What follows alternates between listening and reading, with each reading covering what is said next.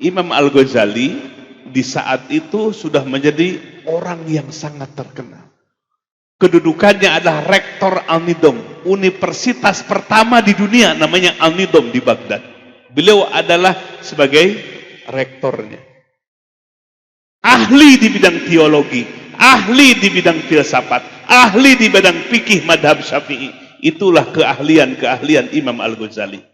Adiknya namanya Ahmad Al-Ghazali. Beliau semenjak remaja belajar ilmu tasawuf, mencapai hakikat al-arif billah, orang yang ma'rifat kepada Allah. Bertemulah satu waktu di rumah ibunya. Jadi Imam Syafi'i, Imam Al-Ghazali dan Imam Muhammad Al-Ghazali dengan Ahmad Al-Ghazali salat.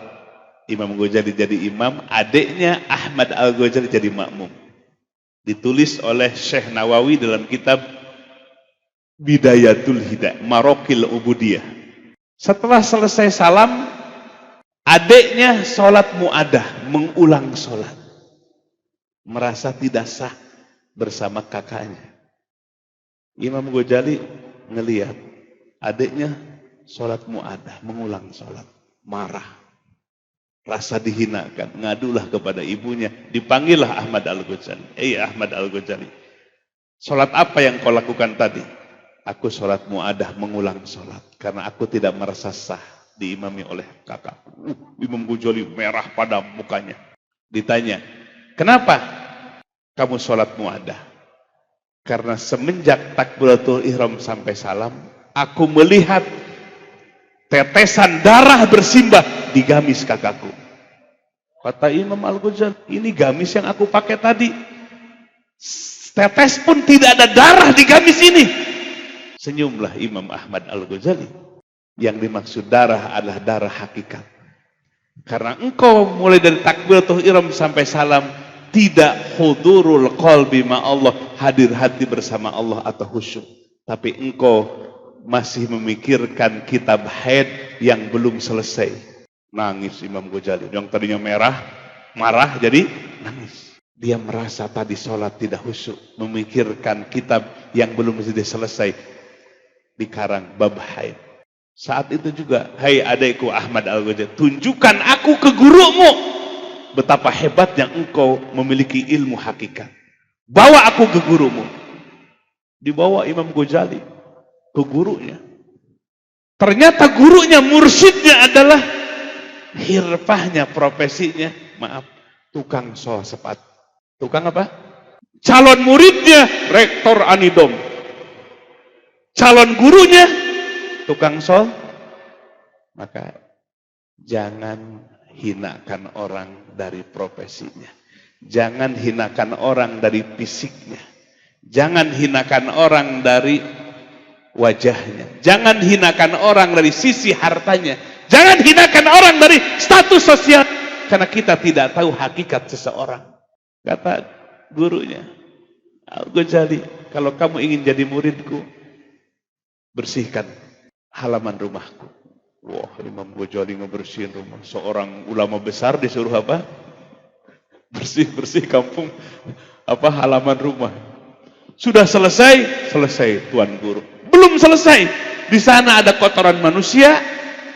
Kau ambil itu, bersihkan itu tanpa menggunakan alat. Mikir Imam Ghazali, kalau sudah harus ngambil apa?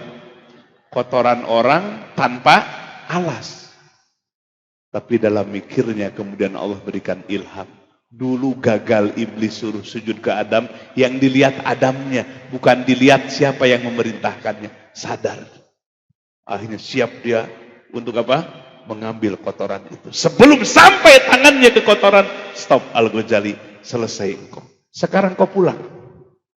Jadi guru pertamanya, mursyid pertamanya, itu yang ia ajarkan. Membersihkan hati. Tambah ilmu, bisa jadi tambah sombong. Tambah ilmu, bisa jadi tambah jauh dengan Allah. Itulah Imam Al-Ghazali menukil hadis Nabi dalam kitab Bidayatul Hidayahnya. Manizdada ilman, walam yazdan hudan, lam yazdad minallah illa bu'da.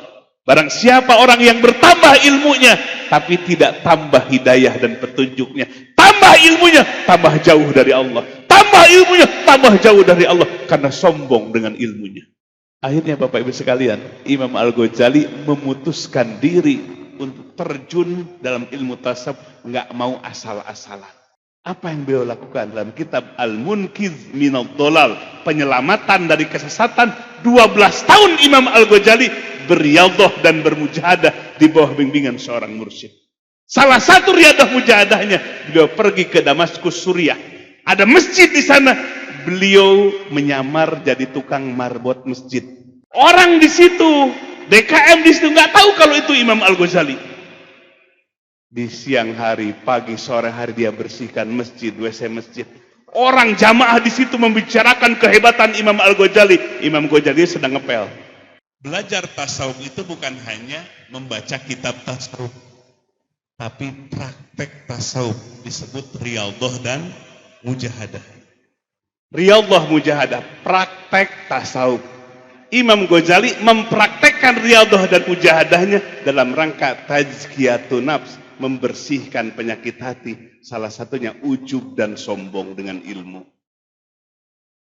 Orang di situ menyebut-nyebut keagungan Imam Ghazali. Imam Ghazalinya sedang ngepel, sedang nyapu. Di malam hari dia naik ke menara, menulis kitab, jadilah kitab Ihya Ulumuddin. Membersihkan hati Bapak Ibu sekalian. Bukan teori, bukan hanya baca kitab tasawuf, tapi praktek di tengah kehidupan, di tengah masyarakat. Mengeluarkan penyakit-penyakit hati, membersihkan penyakit-penyakit hati. Itulah namanya riyadhah mujahadah.